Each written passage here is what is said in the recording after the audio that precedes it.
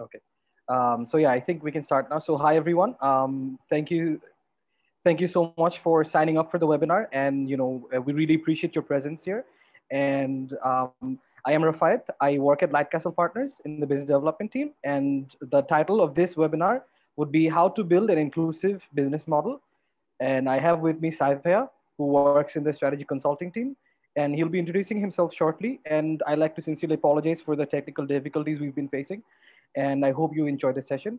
If you have any questions, do kindly keep it to till the end of the presentation, and the chat box is free to use. So do drop your questions there. Thank you. Saif, if you could kindly carry on. Sure. Thank you, Rafat. Thank you, everyone, for joining today's session. And yeah, sorry again for the delay. Today's focus will be more on how to build inclusive business models. And in particular, I'll try to share my experiences as a senior business consultant and project manager at Lightcastle, and share some of the project experiences that I've worked on, and how a career in this line of work might look like for you guys. And I'll be happy to take on questions during the entirety of the discussion today. If you have any questions, you can shoot it in the chat, and there's also a dedicated Q&A session at the end of the presentation delivery today. So you'll have plenty of time to go over the answers and questions. So before I start things off, I just wanted to give you a bit of an overview about my background. So I did my undergrad at the University of Hull in the UK, and I did my BA in business and management. I came back to Bangladesh after my studies, and I spent a year working with Maxwell Stamp, which is an economic consulting firm. And over there, I managed a project in Mongolia that was being implemented by the Asian Development Bank. So 1 year into that project, I switched tracks and I moved to a social enterprise, interestingly, that worked on digital solutions, digital products and services. And I've been looking after their business development unit. And I've been working heavily on proposals and grant applications that they worked on. The organization in question is Empower Social Enterprises. I spent a couple of years with them, and in early 2019, I joined Lightcastle Partners. So I started off as a business consultant, and I've been rising through the ranks, and I'm a senior business consultant and project manager now. What that means is I lead a lot of the strategy consulting projects that Lightcastle implements. And for those who are not familiar with Lightcastle, so Lightcastle is one of Bangladesh's most renowned market research firms. And we also work on a lot of strategy consulting projects for our partners and clients. And what's special about Lightcastle is that we work with both nonprofits and private sector organizations. So that gives us a very broad overview of how both of these for-profit and nonprofit sectors work. And that gives us a niche of understanding of where these two different groups of actors overlap, and how they can interact and work together to find synergies for inclusive businesses, which is pretty much the title of today's session. So yeah, what do we mean by inclusive business models? So one of the biggest characteristics of an inclusive business is that it places social impact as its top priority, rather than the financial bottom line, as we're used to seeing from regular corporate enterprises. Now, why is it so important to have companies who are not only focused on the shareholder bottom line, but also want to achieve social impact? This is very important for, as you are all aware, for a country like Bangladesh. I think if you look around you, poverty is everywhere. We have so many vast numbers of disadvantaged populations, from religious minorities to bottom of the pyramid populations who cannot access particular services. So it's very easy to leave these people out of the fray for normal corporate activities. And what an inclusive business does, it places those people, those beneficiaries at the top of the pyramid, and they put special emphasis on reaching these underserved populations. And this is very important, because every bit of money that you spend, every bit of impact that you have with a bottom of the pyramid or underserved population it delivers a lot more money in terms of benefit as a return, as opposed to catering to the very profitable, lucrative, affluent populations. Now let's go on to, let's start off with how we are to define inclusive businesses. So there's a whole complete section on busting myths. And the first myth I want you to be aware of is that inclusive businesses are in fact commercially viable. It doesn't mean that they forego profits at all.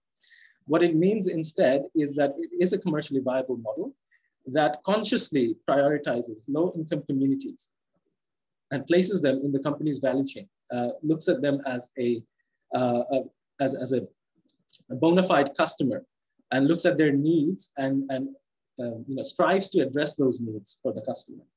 And they either involve these low-income communities as customers, but ideally they would also involve these communities as their employees, their suppliers, and their outsourced organizations.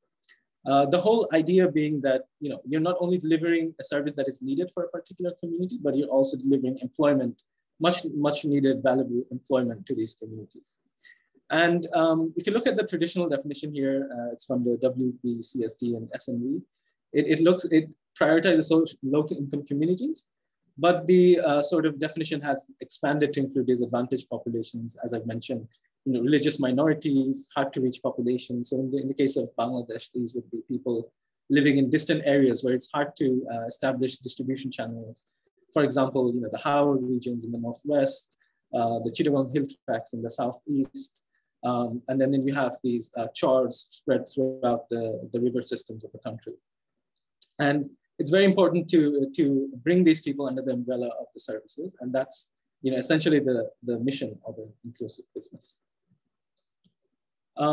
So if you look at this grid, it places this new group of entrepreneurs into new sort of a frontier. So these are organizations that place equal emphasis on profitability, but also social impact. And this is not just a fad. This is something that has been here for some time. So if you think about Grameen Bank, which was one of the first social enterprises, so that was one of the earliest examples of inclusive businesses. And now these terminologies, social enterprises, B Corps, which is a specialized type of company based in the US. If you're registered in the US as a social enterprise, there's a B Corp would probably be the most likely designation. So these are also starting to come into formal definitions. So if you want to register as a B Corp in the US, there's a dedicated questionnaire of 200 questions, and it's very easy to find out whether or not you are eligible for that. So governments are also starting to pick up on this new trend, and they're also putting emphasis and incentives on setting up these new kinds of enterprises. Let's look at some features of inclusive businesses. So as I mentioned earlier, all inclusive businesses have to be commercially viable. So financial viability is up there at one of the topmost criteria. Then of course there's a social impact aspect of it. So it has to deliver either societal or environmental benefits. So that could be not only in the form of, let's say, service delivery, delivering essential services, say for example, healthcare, or agricultural services to underserved populations, but also through, as I mentioned, delivering local employment and creating a supplier base and involving them into the company's value chain. The other standout feature of an inclusive business is scalability. So all of these models are sort of based on this idea that these services could be replicated. So they start off with a small customer base, but it's very easy to scale that up as more and more customers adapt these services and products. And of course, at the heart of any inclusive business is innovation. By definition, they're going to address a particular market gap. So if you look at a lot of these companies, large companies, they don't essentially deal with smaller customers just because of the smaller revenue per user. But here is where inclusive businesses come in. They come into play with their innovation. They try to figure out how to reach these population at the lowest cost using the newest technologies. So digital technology has been a boom for this sector as well. And we'll come to some examples in a minute.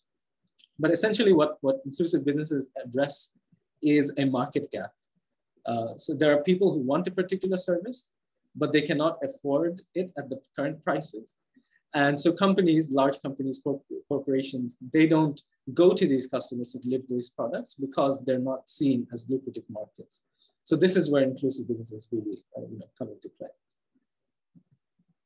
So let's bust some myths about inclusive businesses. So the first one, a lot of people think they can't make profit. They're non-profit enterprises, so legally they're not able to make a profit.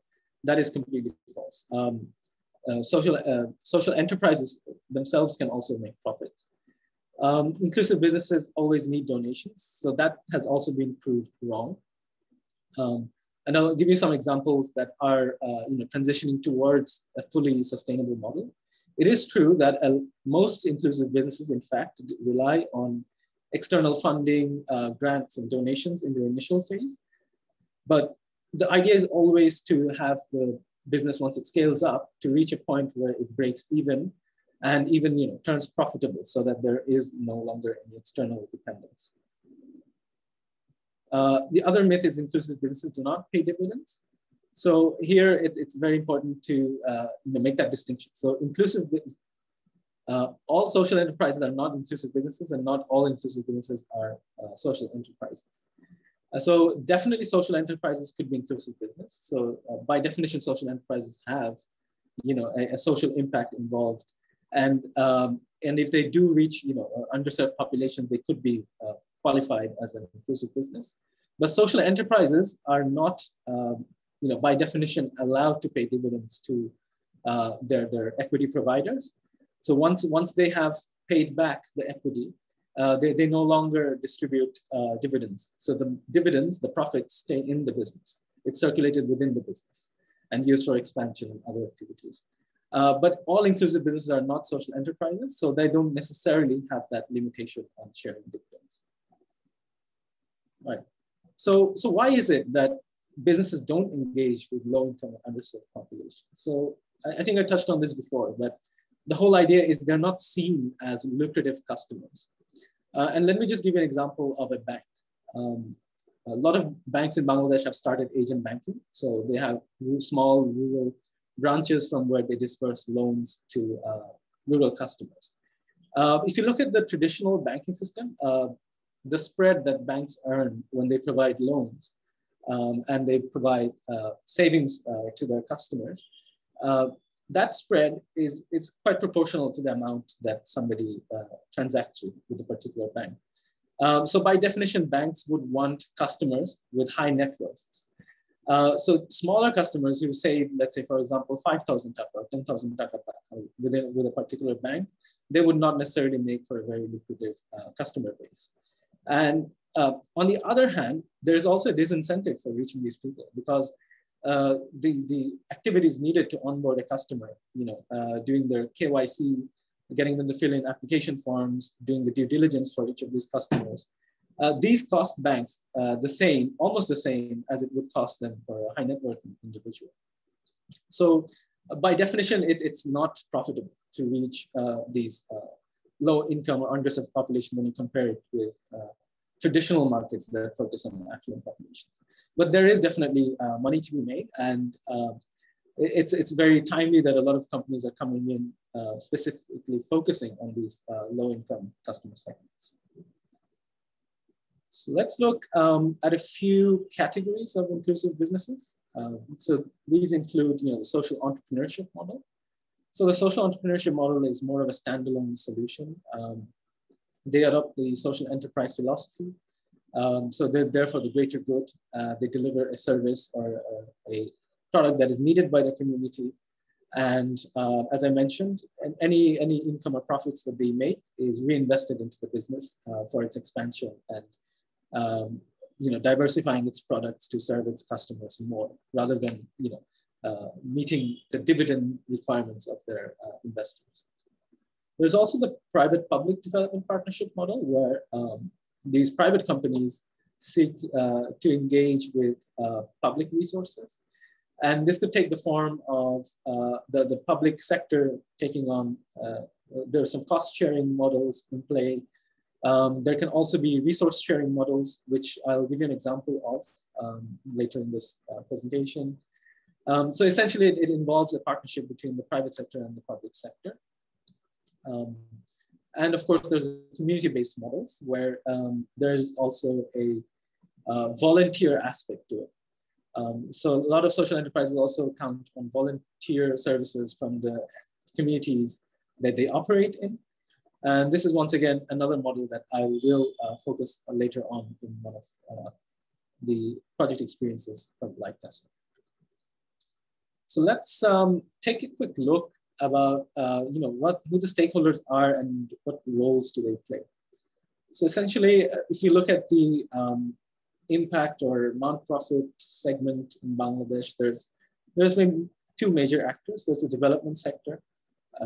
So this includes development partners such as donors. There's the non-government organizations, and there's a lot of foundations that conduct philanthropic activities.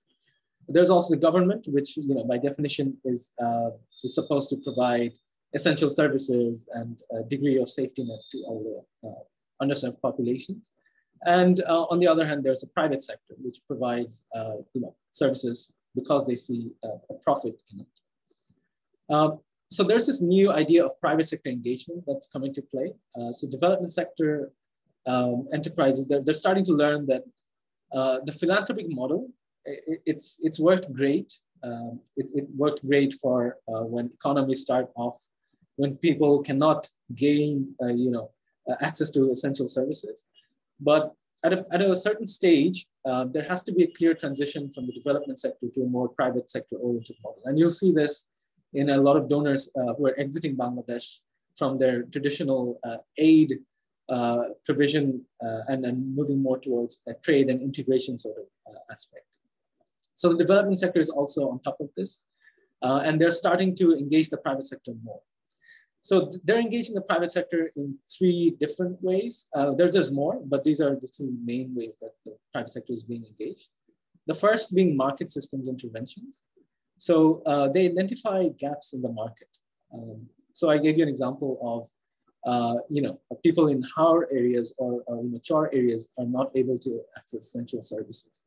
And I'll give you an example of a project that I have worked on, during my time at Maxwell Stamp. So there was this char livelihood project, and they found that rural families in these char regions and up in the northwest, they didn't have access to income, and they lived in these riverine islands where it's submerged for a long period of the year. So they don't have access to traditional agriculture as the rest of the Bangladeshi farmers. So what that project did is that they engaged in asset transfer. So they gave farmers cows to rear, but they found that even if someone has a cow to rear, let's say that cow produces milk, there's no way to sort of make a connection from those remote islands and get that milk to the marketplace where people are willing to pay a much higher price to access that milk. So there was a market gap. There was a distribution chain gap within the system. So what that project did is they brought in private sector players. They said that, look, if you go in and establish milk collection centers within these riverine islands, we are going to pay you the capital for setting these up. But we set up a permanent revenue stream for you. You go there and once you set up that chain with our resources, you can have a constant supply of milk from these places that you can sell on at a much greater profit. So essentially that's how market systems work. They identify gaps in the market system and they incentivize companies to come in and address that market system. And to a degree, it involves taking away the risk. So for example, when I talked about CLP project, they took away the risk of that business not returning a profit for the private sector partner, just because they're not bearing the capital expenses here. The other mode of engagement is social businesses.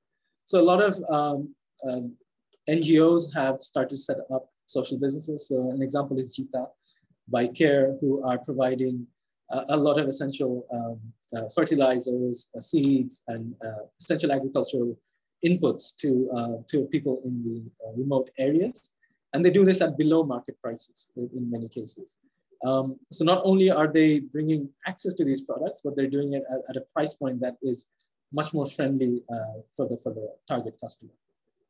There are several other social businesses. There's Elapad, which produces feminine hygiene products, and they have a unique business model in that they source these products, and it's funded not by the beneficiaries, but through garments factory owners, in the sense that these raw materials are sourced from scrap from these garments factories.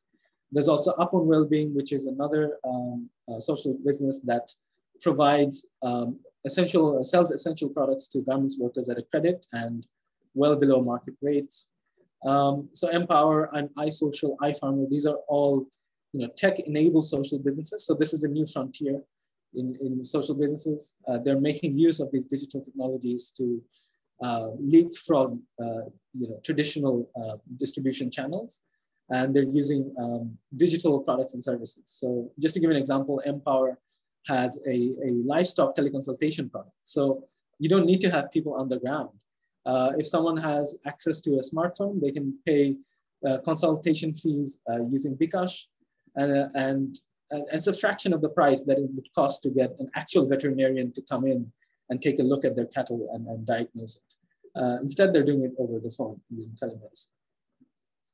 And of course, there's the third big segment that's been growing very fast recently, and Light Castle has been a standout partner in this segment, is business development services.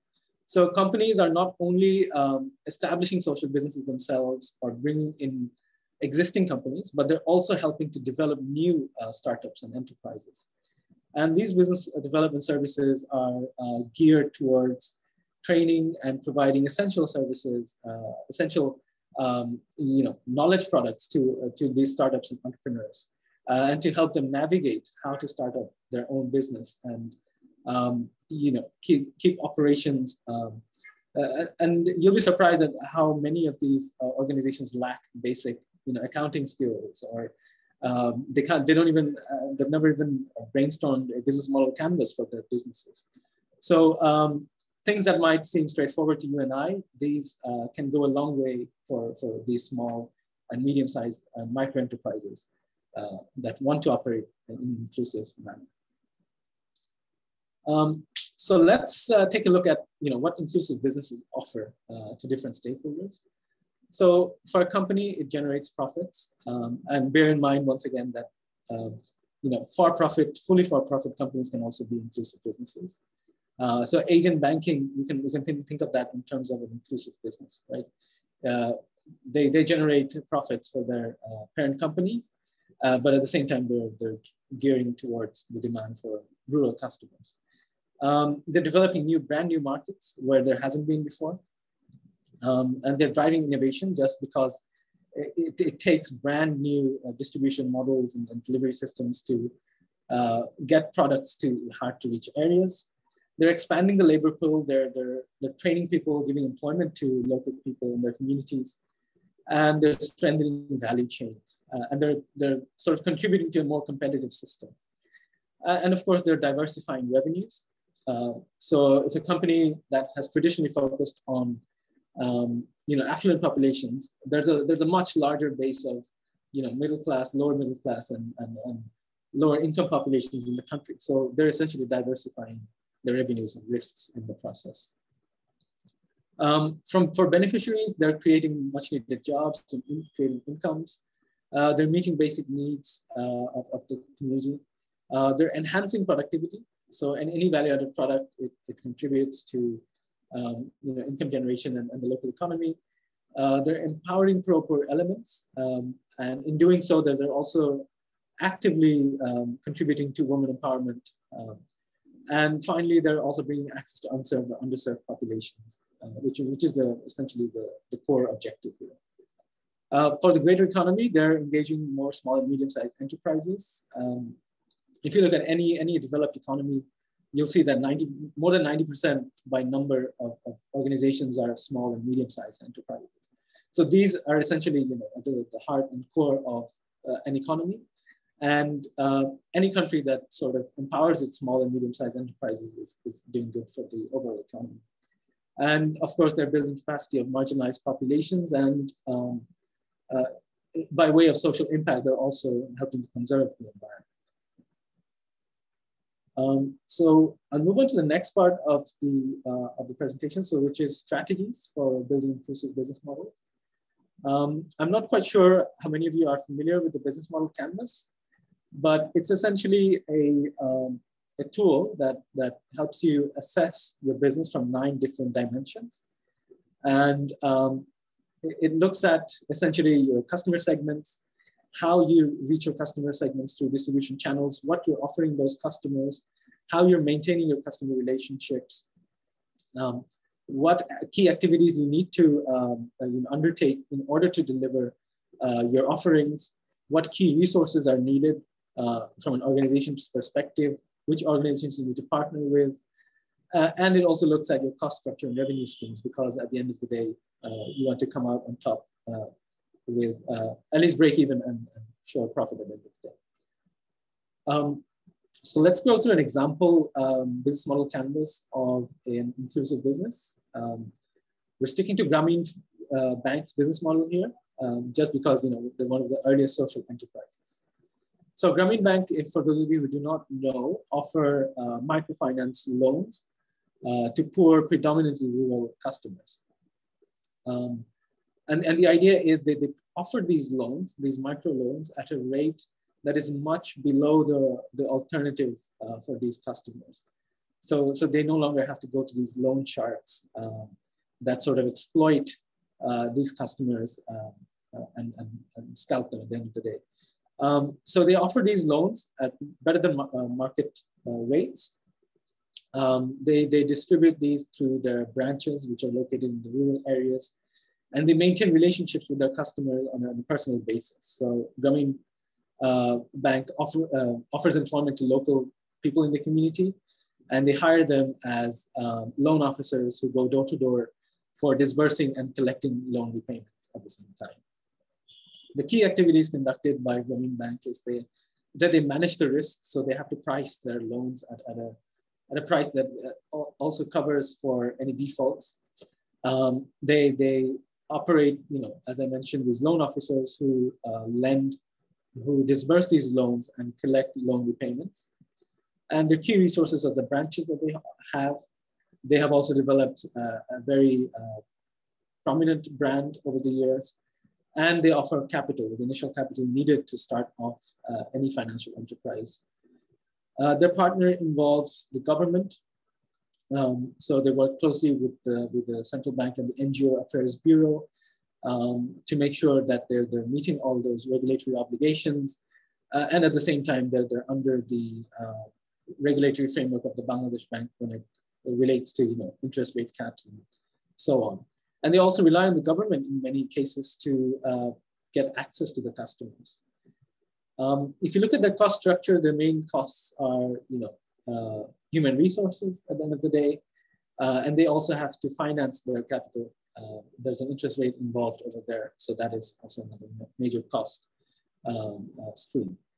When it comes to revenue streams, they earn money off the interest rate spread. So whatever money they charge from the people that they loan money to versus the capital costs they have to pay, that is the revenue stream for them. That's essentially where they make a profit. And some of you might be surprised to know that they're operating on a very, very handsome profit. And in fact, BRAC, I'm sure you've heard of them, has a very large microfinance presence in Bangladesh, and they use these profits and they reinvest it into some other products and services such as healthcare, which they offer free of cost to a lot of the population. Okay. The other way to sort of assess business models is through a value chain approach. For those who are not familiar with the value chain approach, it's essentially looking at the different stages of value addition for a business.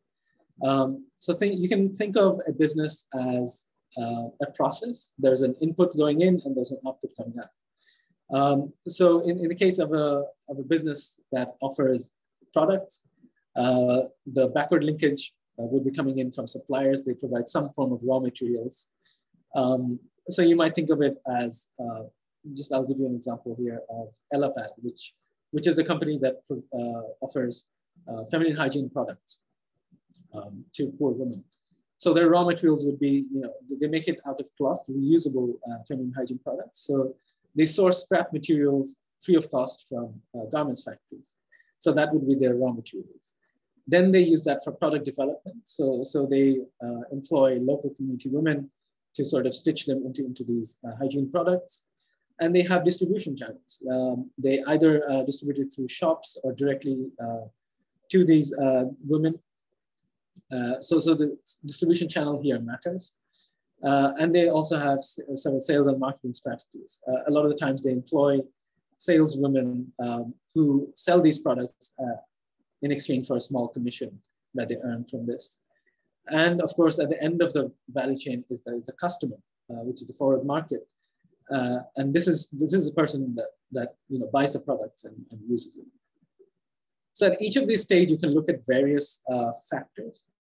So when it comes to raw material procurement, it's wise to look at a number of backward linkage players involved. If there's a lot of players involved, that means you'll have a lot of bargaining power and you can pick and choose the best products and suppliers. When it comes to product development, there's always cost efficiency that comes to mind. Are you producing at the lowest cost possible? Are you making those cost savings? When it comes to distribution, you have to look at the distribution cost per transaction. So reducing that distribution cost per head is a very important cost minimizing factor. When it comes to sales and marketing, do you have that brand that sort of portrays your core mission and objectives? Are you perceived to be reliable and trustworthy by your customers? So that persona is something you have to build through your sales and marketing strategies. And you also have to be careful that there's always latent demand in the market. So people who do not per se demand a product, but who could be, nudged into using these products in the future. And then of course, end of the segment is the customer. So how strong is the need on behalf of the customer for that product? How many other alternatives do they have? Do they have the ability to pay for these products? And what are the number of revenue sources that you could use apart from the customer? What could be your revenue basis? So I'll touch on this a bit more. So these are essentially, from a broad level, you have to scrutinize each layer of the value chain and make sure that you are undertaking all the necessary, cost minimization approaches, but also your customer reach is as high as it could be. At the end of the day, you also, depending on a lot of external circumstances. So it depends on a lot on your company management, but also on the number of competitors and substitutes in the marketplace, how well you're able to align with the goals of stakeholders, particularly the government, and the strength of your partners that you choose to work with. So this is not a prescriptive model per se, but it's more of a model to help you understand the dimensions to scrutinize a business model from. So once you've done that, what are the steps for designing an inclusive business model? Well, first of all, keep in mind that you're reaching out to these underserved beneficiaries to sort of expand your product base and diversify your revenues. You want to minimize that risk and sort of diversify your customer base. It's also very important to have periodic stakeholder meetings. It's very easy for companies, not only inclusive businesses, but any business in particular, to lose touch with their end customer. So you can think of brands like Nokia, who have lost relevance now just because they weren't able to understand, they weren't able to feel the pulse of what the customer demanded. So it's very important to always stay in constant engagement with your customer and make sure that your products are responsive to their needs. You have to build relationships and partner with other value chain actors. And this not only helps you to expand your reach, but it also helps you bring cost minimization into play. Especially for partners who specialize in a particular segment of the value chain, it's always more cost-friendly to sometimes outsource these services to these particular partners. And of course, there's the added benefit of having much more reach if you if you partner with organizations that have a particular geographic reach. You also have to be very careful to monitor your progress through data collection. So real-time monitoring is something that's coming into play. A lot of these enterprises, a lot of NGOs today make use of real-time M&E dashboards to see how their business and their products are doing. So it's the same essential philosophy here. So you have to be constantly in touch with what's happening on the ground, and you have to be able to react. So that's sort of the highest level in this hierarchy.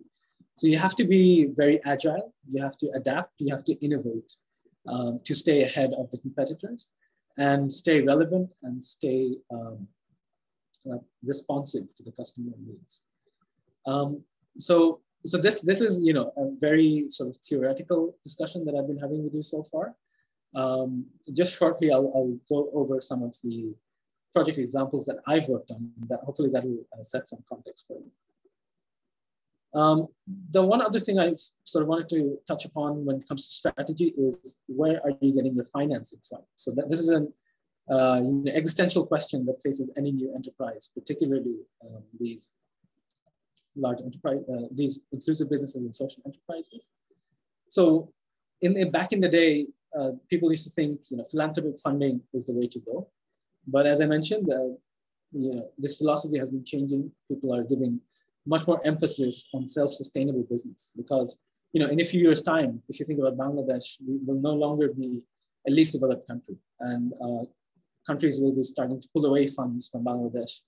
But they do want to see whatever impact they're having last beyond, because come on, it's not going to be like once we go beyond the least developed country status, poor people are going to disappear, right? So there needs to be something sustainable that works for their benefit.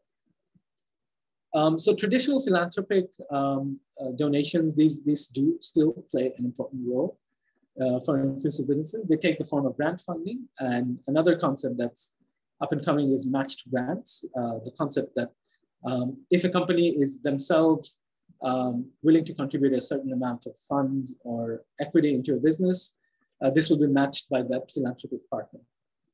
And you'll see a lot of organizations coming on board with these initiatives. Bill and Melinda Gates Foundation is just one example. There's also equity investments. So this is more of a traditional route for those of you who are familiar with startup financing. So angel investors, seed funding firms, venture capital VCs, these are all traditional equity investments from new businesses. And they sort of invest into businesses to exit at a later time, but by taking out, by encashing their equity at a later date.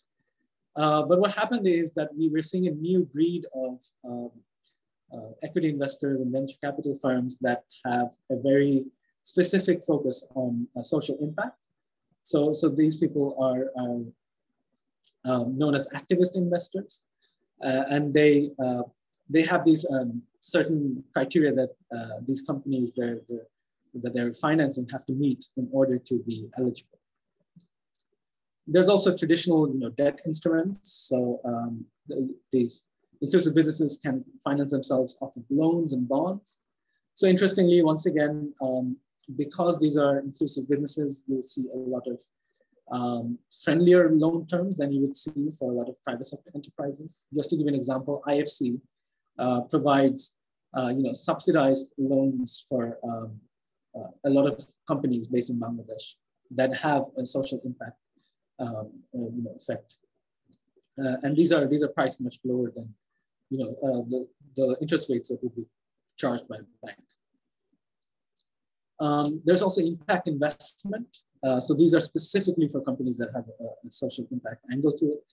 So there's patient capital, which is essentially an equity that is paid off over a long period of time versus traditional equity investment where angel investors and VCs look for an exit in a few years' time and multiples.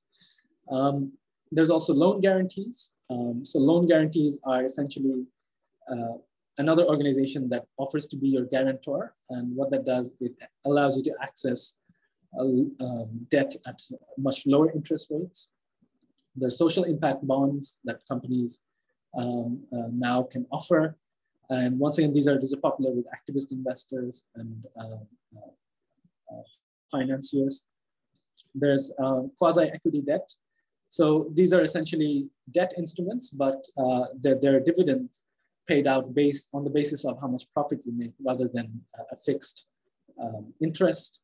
And there's also program-related investments and mission-related investments for particular projects or services that meet a particular donor's program or mission objectives.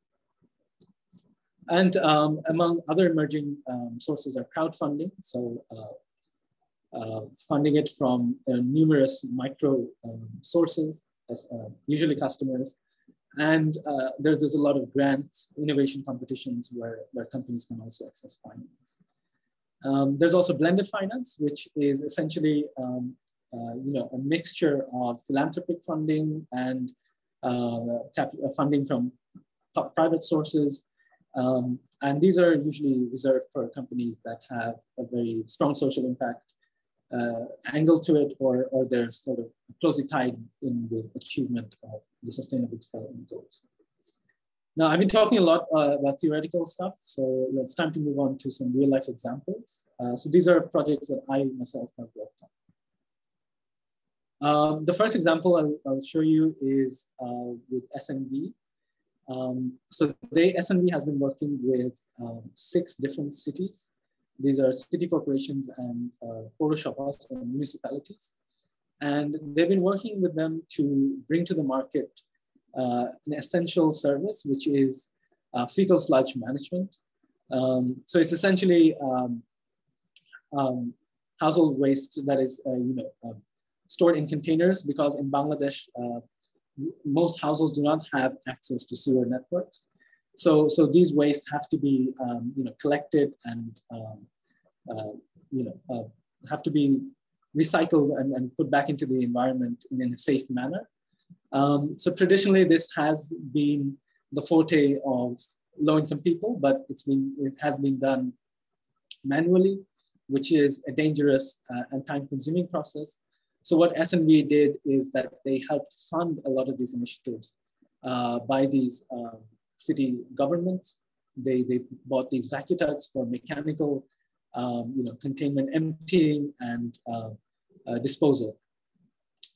So essentially what SNV did is they provided the upfront capital costs required for these city corporations who could not afford these services by themselves. And what it allowed them is the service providers to achieve efficiency, because they can use these modern technology to deliver multiple services in a single day and at much lower prices as a consequence. And it also helps the environment. So Light Castle's role here was to develop a set of key performance indicators, which these city governments could use to assess whether this business of fecal sludge management was performing at a rate that would enable the service to become, that would enable the service to break even in the longer term. So this is something that is still actively in progress, and SNV is following up with a lot of these city corporations and Purosabhas and trying to expand to other cities on how they can run this fecal sludge management service in a sustainable manner. And the other standout indicator of this model was that it involved these low-income people in its employment. So I'm not sure if you're familiar, but there's a group in the community called Horijon or Mathur community who are made of low caste religious members or outcasts that they're thought of as. And it's also helping them to integrate into the communities, because now they're providing income generating activities. The other service I want to highlight is BRAC, who are offering urban development programs. So BRAC has set up 3 one-stop service centers in the north of Dhaka. They have one in Tongi, one in Ghazipur, one in Shabar, from where they offer RMG workers. So these are the RMG hubs of Bangladesh. And they offer the RMG factory workers their essential skills training so that they receive the training and can go on to seek employment at these factories. They offer financial inclusion services, which includes DPS saving schemes, as well as microinsurance products. They have legal aid services where they provide free counseling to these garments factory workers. They offer free healthcare services, and they also offer daycare services for these garments workers who want to opt for it. As you know, the long shifts at work at garments factories, and mothers can leave their children at these daycare services while they undertake their employment obligations. There's also online counseling. So they're making use of the Maya Appa app to deliver advisory services through telemedicine. And they've also used these one-stop centers as a base for providing their COVID-19 relief operations. The uniqueness of this model is that for the past few years, it started off as a completely free service for their customers, but it has since transitioned into a service where they are collecting a portion of revenue from the customer. So they're doing some sort of cost recovery. Lightcastle was engaged as a strategy consulting partner to sort of provide strategies on how BRAC can turn this model into a fully sustainable enterprise. And right now we are going through a brainstorming phase on where revenue sources can come from. And we're thinking, of course, you can monetize the service and collect revenues of the users. But when your users are, bottom of the pyramid garments factory workers, you also have to seek other avenues of revenue. So we're also exploring whether or not it would be possible to finance this service through factory owners, whether it's possible to finance this from RMG factory clothing buyers who are based abroad and who are also very aware of these issues. We're also looking at industry associations and government contribution to this initiative to make it self-sustaining. The other one I want to highlight is water service provision. So Dhaka city itself has 5,000 slums according to UNICEF, and these slums are home to about more than 700,000 people. And in a lot of these slums, there's illegal distribution of water. And you'll be surprised to know that a lot of these slums, these are single room or two room slums, these households, they pay a higher water bill than you and I do. So it's very essential that some actors came in and started to provide legal water services within these communities. So Lightcastle conducted a sort of a landscaping study on what unique service delivery models are used for water service provision in the slums of Dhaka city. And we identified a community-based model. So this is a model where people within the community, so people elected within the slums, they have committees of more than 10 people who actually take ownership of this service. And they are in charge of maintaining the water supply, ensuring that water supply is equitable and able to be accessed by all the community members. There's a social enterprise model in Bhashantek. There's an enterprise called Shabar Jonno Pani, which interestingly enough started off with philanthropic funds, but is now charging these households for their daily water consumption based on how much water they're using. And in contrast to the nonprofit models, these connections are provided to the household. So they're getting a much more convenient service at the same time. There's also the commercial model where you have water vending machines. So these are implemented with Dhaka Wasa and another organization called Drinkwell, who are the technology partner. And they offer pure drinking water for a very low price of 40 paisa, I believe, for every 100 liter, per liter of water, which if you compare it to bottled drinking water, is a very, very small fraction. So these are some of the initiatives that are happening in Dhaka city in terms of access to water. Now I want to switch your attention to more of a system or a market system intervention perspective. So I've been working with WorldFish in 2019 and 2020 on the idea project, which was just in the starting phase, and they wanted strategy insights from Lightcastle in which segments that they could operate in. And from Lightcastle, we delivered them insights that they should, which species of fish, let's say, are being consumed more by long-term communities. And based on that, the World Fish Idea Project sort of aligned its goals to work with those fish species because they want to be more responsive to the poorer customers. We also identified key processed fish products that are consumed by low-income communities. And we also made a lot of innovative idea recommendations, such as using fish as a replacement for fast food meats, which are not only more expensive, but also not as good for people in terms of a health and nutrition perspective. And of course, we also suggested some ideas to expand access to finance for these communities. The final project I want to highlight is the Sun Business Network, which is Bangladesh's first ever nutrition-centric private sector business platform. And the Sun Business Network was not an inclusive business or a social enterprise per se, but their idea was to act as a catalyst for these kind of ideas. They wanted to identify promising food and nutrition ideas from the marketplace and empower them, give them necessary market access, provide them with knowledge that they can use to then penetrate these markets better, and connected them with investors who are seeking to engage into the food and nutrition ecosystem. And they also took it upon themselves, and this was a very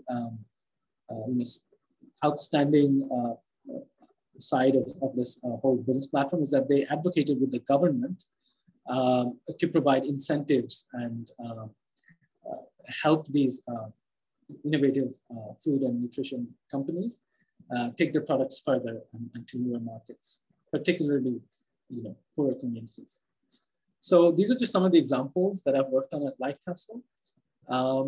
And hopefully you can get an idea of how we used those strategies for inclusive businesses and tied them into real life examples during our time at Lightcastle.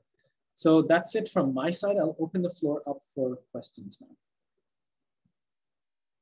Rafael, I'll ask you to sort of, I think we are a little bit over time, so I'm going to stop sharing my screen and let's take in questions for the next 15 minutes. How does that sound?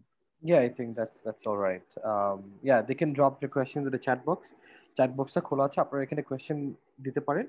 And in the time being, what I can do, would you like to answer a few questions which you found interesting in the responses from the forum?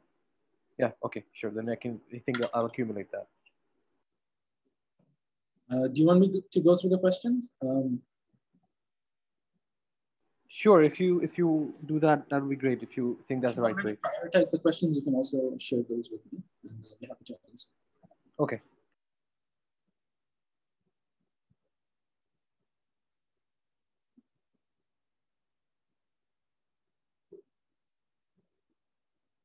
Have you received any questions from this session today? No? Not yet. I don't see any questions in the chat box. All right, then what I'll do is pick out some of the questions from the session itself. Just a moment.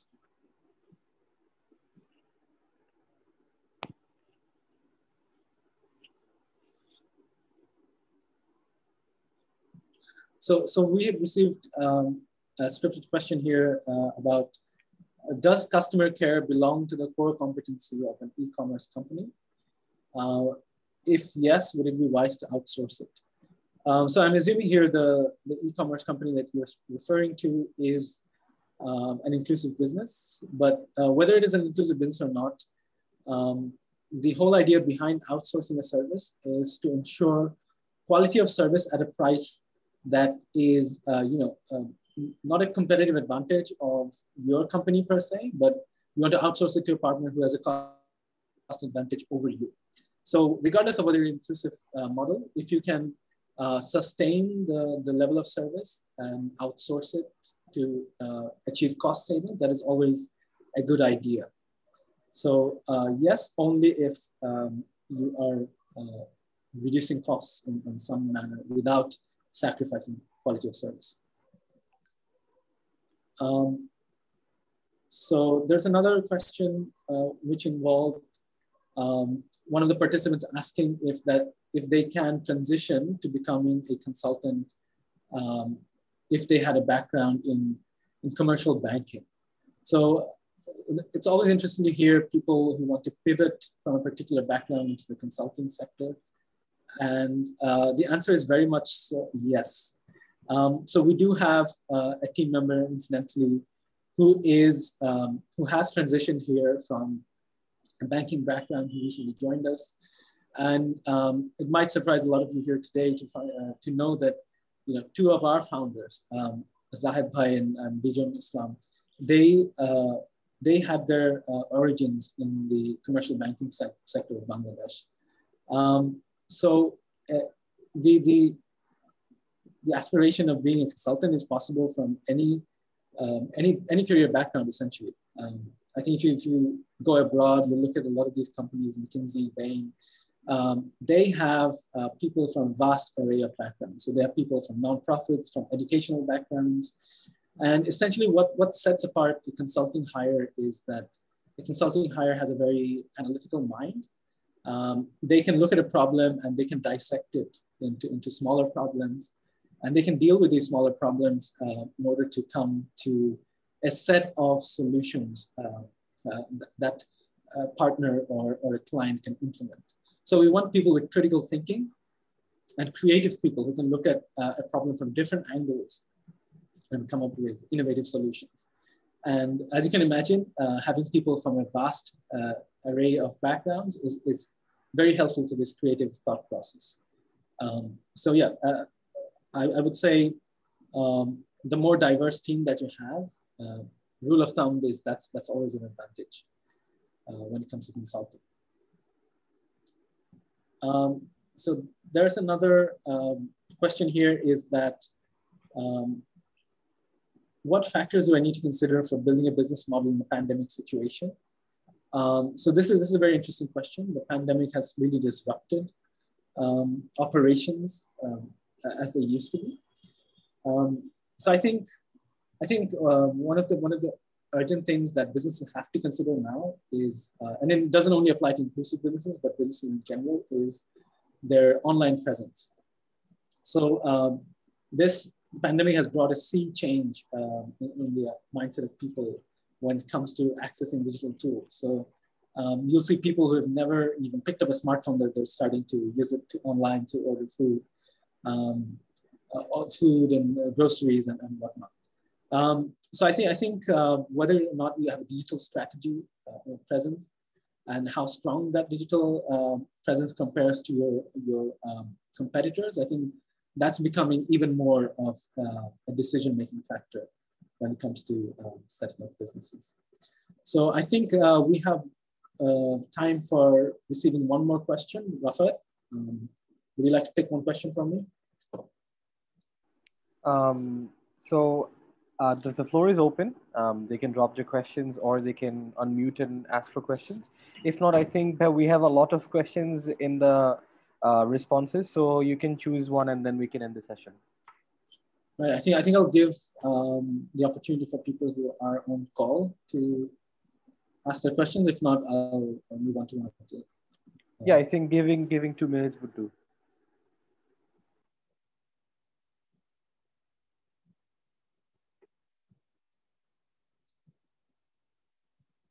Okay, it seems like there's no more questions. I'll just take one small question here. So this is an interesting question. What kind of advantages and disadvantages do you think horizontal FDIs or the presence of multinational enterprises might have on small-scale businesses in Bangladesh?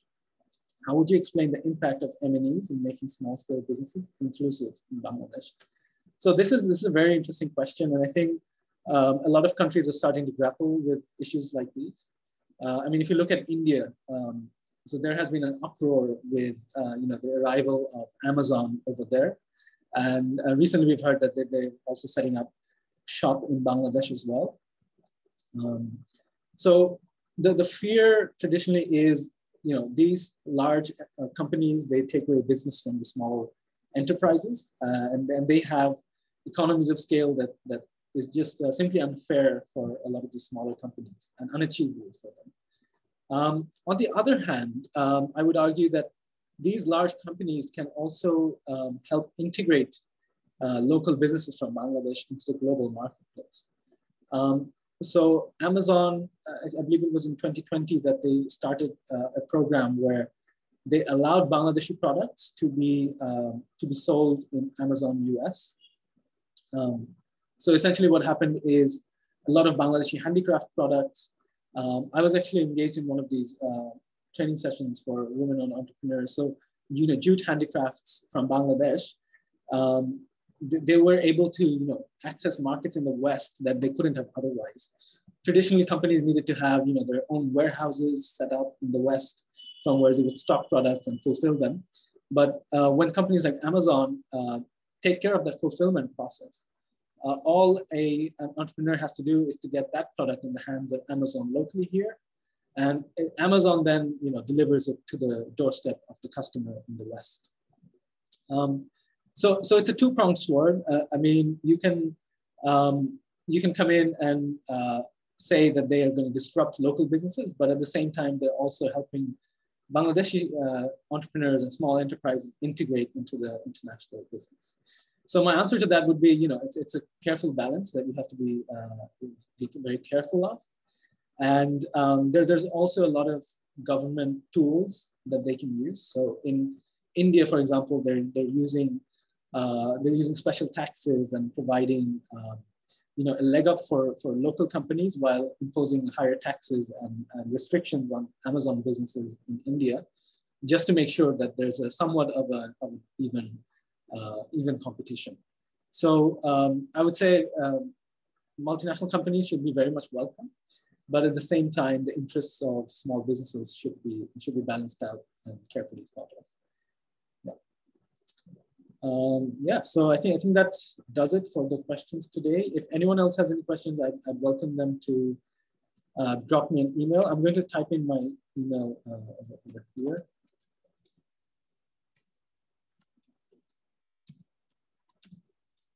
And Rafat, I'll let you close off the session for now. It seems like there's no more questions. Yeah. So we actually exceeded 12 minutes. So I think it was a very informative session. So I'd like to thank everyone for attending this session and also showing so much interest in attending the webinar as well. And keep a watch on our Facebook page, and we'll be sending you the response as well as the video on the email. And we hope you have a good holiday ahead, a good weekend ahead, and also take care of your family. Yeah. Okay, I can end the session now. Goodbye. Bye-bye, everybody.